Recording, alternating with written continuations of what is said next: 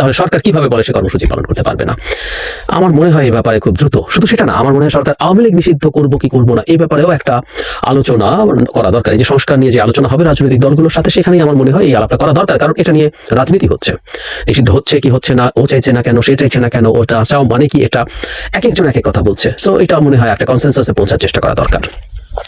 কয়েক মাস আগে আমি যে সাজেশনটা দিয়েছিলাম, আমার কাছে এটা একটা সাজেশন, আমার কাছে মনে হয়েছিল এটা হতে পারতো যদি আইসি তখন মানে কন্ডিশন ছিল আইসিটিতে যদি ইয়েটা থাকতো, ওই ধারাটা সংগঠনকে নিষিদ্ধ করার, মানে সরকার যদি একটা অ্যাপিল করতো, অ্যাপিল মানে ওখানে ফাইল করতো যে আওয়ামী লীগ সংগঠন হিসাবেও এই কাজগুলো করেছে, সেটার জন্য বিচার চাওয়া হলো এবং তার সিদ্ধান্ত আসার আগ পর্যন্ত তার রাজনৈতিক কর্মকাণ্ডে একটা স্থগিতাদেশ যদি তারা চাইতেন। এটা অবশ্য নিশ্চিতভাবে আদালতের ব্যাপারে, এবং আমরা বিশ্বাস করি এটা হাসিনার আদালত না যে সরকার যা বলবে তাই হবে, আদালত সেটা মঞ্জুর নাও করতে পারতেন, কিন্তু মঞ্জুর করতেও পারতেন। সেই ক্ষেত্রে সম্ভবত লিগালি তাদের এই কর্মসূচির উপর এক ধরনের নিষেধাজ্ঞা দেওয়া যেত।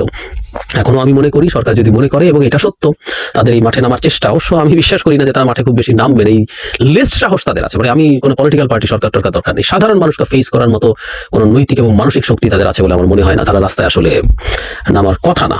তারপরও যদি সরকার মনে করে যেটাকে বন্ধ করতে, এটা কোনো একটা লিগাল ফ্রেমওয়ার্কে আনতে হবে, কোনো না কোনো ভাবে, কোন আইন দ্বারা সম্ভব, কিভাবে সম্ভব, সেটা করে তার কর্মসূচির উপর স্থগিতাদেশ দিতে হবে।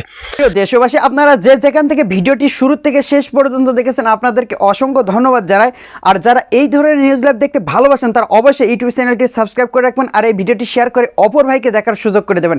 তাহলে সবাই ভালো থাকবেন, সুস্থ থাকবেন, দেখা হবে পরবর্তী কোনো দেশের আপডেট খবর অথবা নিউজ নিয়ে। আসসালামু আলাইকুম।